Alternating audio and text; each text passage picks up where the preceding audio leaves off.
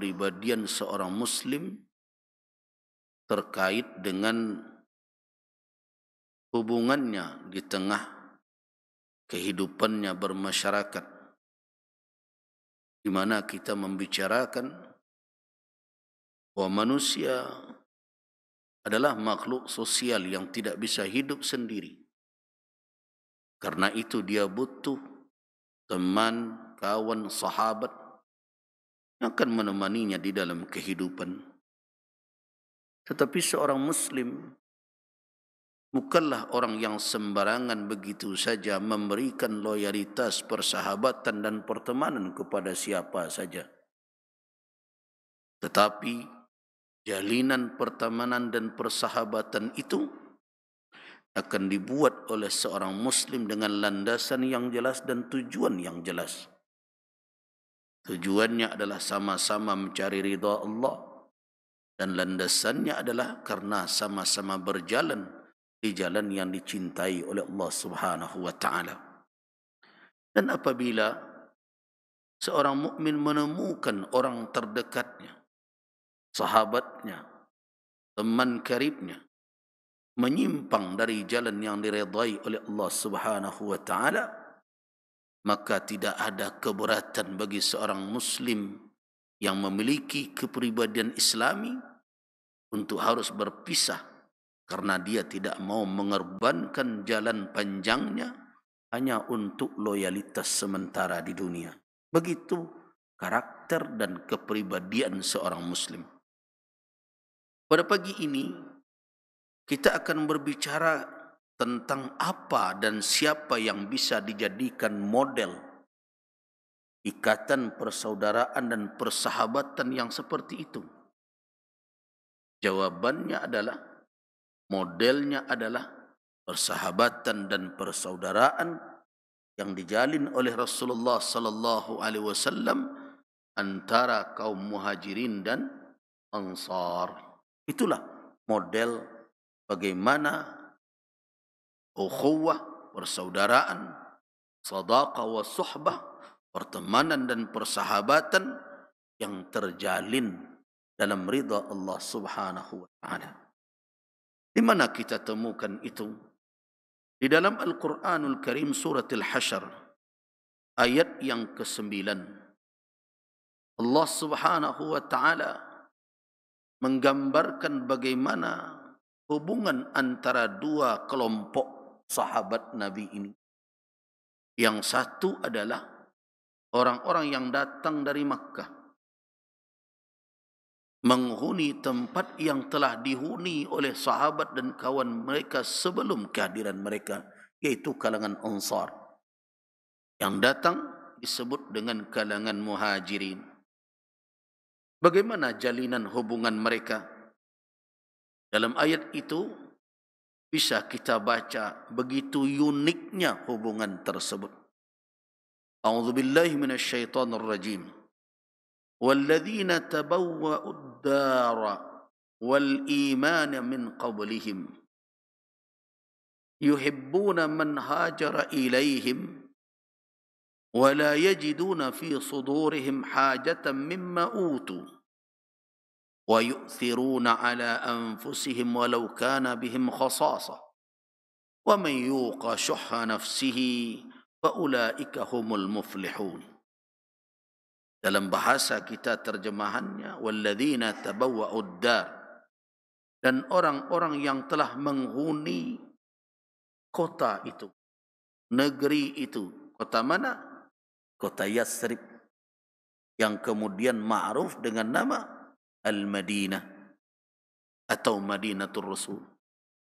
Jadi kata Allah, mereka yang telah menghuni negeri tersebut dan juga mereka telah beriman sebelum kehadiran orang Muhajirin di tempat itu. Jadi tampak bahawa hubungan mereka itu dibangun di atas iman. Kenapa? Karena orang Ansar telah beriman sebelum kehadiran para sahabat yang hijrah dari Makkah ke kota Yathrib atau kota Al-Madinah Al-Munawwarah. Bagaimana sikap penduduk asli itu? penduduk yang telah dahulu menghuni kota itu yaitu kalangan Ansar, yuhibbuna man hajara ilaihim. Orang-orang Ansar itu mencintai siapa saja yang berhijrah kepada mereka dari kalangan kaum muslimin. Sayang mereka kepada orang yang datang itu. Wala yajiduna fi sudurihim, dan mereka tidak menaruh keinginan di dalam hati mereka, hajah, tidak ada kebutuhan mereka, mimma utu, terhadap apa yang diberikan kepada muhajirin.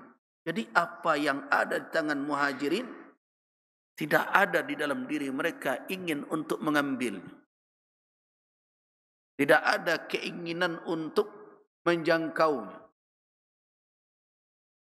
Bahkan yang terjadi apa? Wa yu'thiruna ala anfusihim walau kana bihim khasasah.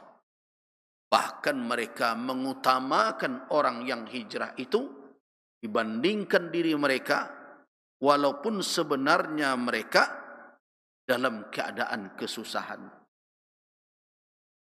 Ini karakter yang sulit ditemukan hari ini. Nanado di tangan orang, tak nak ionya. Tapi nanado di tangannya malah dia ingin berbagi dengan orang, walaupun dia dalam keadaan kesusahan sekalipun. Wa man yuqa shuhha nafsih, dan siapa saja yang terpelihara dari kekikiran dirinya, fa ulaika humul muflihun, maka merekalah orang-orang yang beruntung. Itulah gambaran orang-orang Ansar dalam menyikapi kehadiran saudara-saudara mereka di kota mereka. Tidak ada dalam diri mereka rasa iri, rasa dengki, ingin memanfaatkan apapun bentuk yang di situ dibangun hubungan berlandaskan kepada apa? Kepada tujuan material. Tidak ada. Yang ada adalah mereka memandang saudara-saudara mereka itu adalah orang-orang yang mulia. Mereka utamakan dari diri mereka walaupun mereka dalam keadaan kesusahan sekalipun. Di dalam hadis Nabi sallallahu alaihi wasallam terlihat bagaimana bentuk mengutamakan orang-orang muhajirin itu. Sebagaimana yang diriwayatkan oleh Al-Imam Al-Bukhari rahimahullah. Begitu hebatnya orang-orang Ansar dalam melayani orang-orang muhajirin, dalam menghibur mereka karena mereka orang-orang yang dimusuhi oleh kaum mereka. Sehingga orang-orang Ansar datang kepada Nabi sallallahu alaihi wasallam. Apa kata mereka? Ya Rasulullah, iqsim bainana wa baina ikhwanina an-nakhila.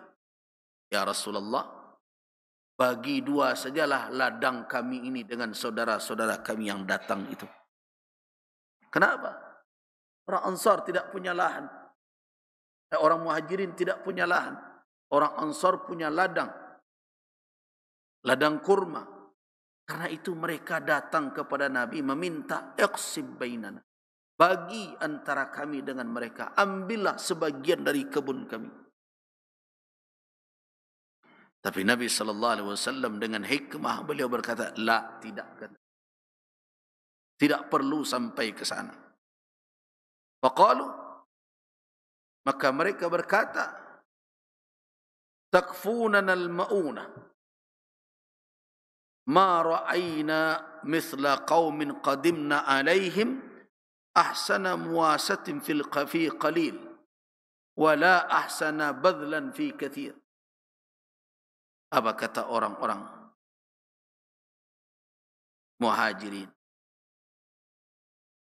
di dalam hadis itu? Ya Rasulullah,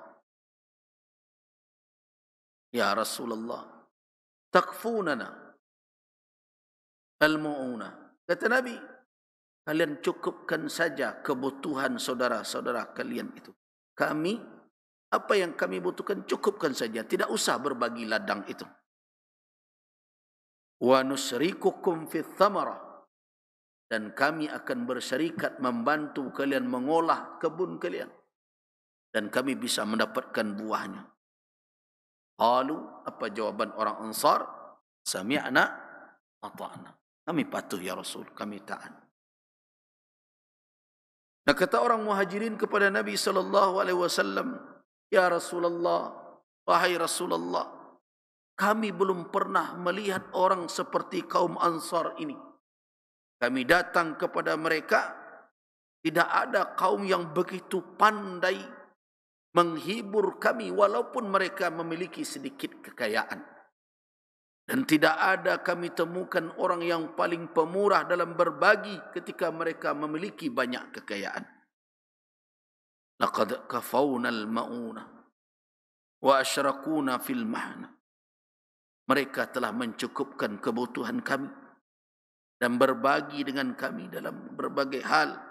Hatta laqad khashina an yadhhabu bil ajri kulli, sehingga kami khawatir ini pahala telah diambil oleh orang Ansar saja semuanya, karena begitu pandainya mereka melayani orang Muhajirin. Apa kata Nabi? Qala la, tidak, ada caranya. Ma asnaitum alaihim wa da'autumullahu lahum. Kalau kalian ingin untuk mendapatkan pula pahala seperti mereka, walaupun orang-orang Muhajirin tidak bisa membalasi perbuatan baik itu, tapi kata Rasul, selama kalian berterima kasih, memuji atas pemberian mereka, dan kalian doakan mereka, maka kalian akan berserikat mendapatkan pahala atas itu. Nah, wahai kaum muslimin jamaah subuh rahim, itulah model persaudaraan yang dibangun di atas jalan Allah Subhanahu wa taala. Yang sampai hari ini persaudaraan itulah yang sulit diwujudkan oleh umat Islam. Bahkan puak-puak yang dibuat, kelembagaan yang diadakan di tengah umat hari ini, organisasi-organisasi yang dibuat, apapun namanya, kelompok-kelompok, atas nama agama sekalipun, atas nama politik sekalipun, atas nama sosial sekalipun, telah difahami sebagai sekat-sekat pembatas antar umat. Coba lihat sekarang. Antar kelompok saling menunjukkan bahwa mereka lah yang paling hebat. Kalau kita katakan cara seperti itu mirip seperti yang dicela oleh Allah. Tahsabuhum jami'an wa qulubuhum syatta. Kamu menduga mereka bersatu padahal hati mereka bertikai satu sama lain. Mungkin mereka tersinggung.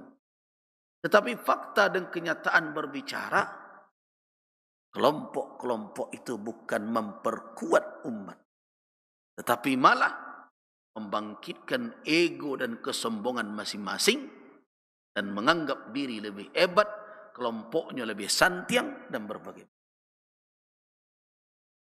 Nah, inilah yang hilang dari kepribadian seorang muslim. Seorang muslim hanya akan loyal dengan apa?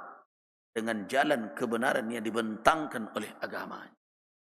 Seorang muslim tidak akan mendahulukan simbol-simbol duniawinya dibandingkan dengan ajaran agamanya. Seorang muslim tidak akan menegakkan bendera apapun di atas dari rayah agamanya. Seorang muslim tidak akan memandang lebih ikatan apapun kalau tidak berlandaskan kepada mahabbah, kasih sayang yang terjalin di jalan Allah Subhanahu wa taala.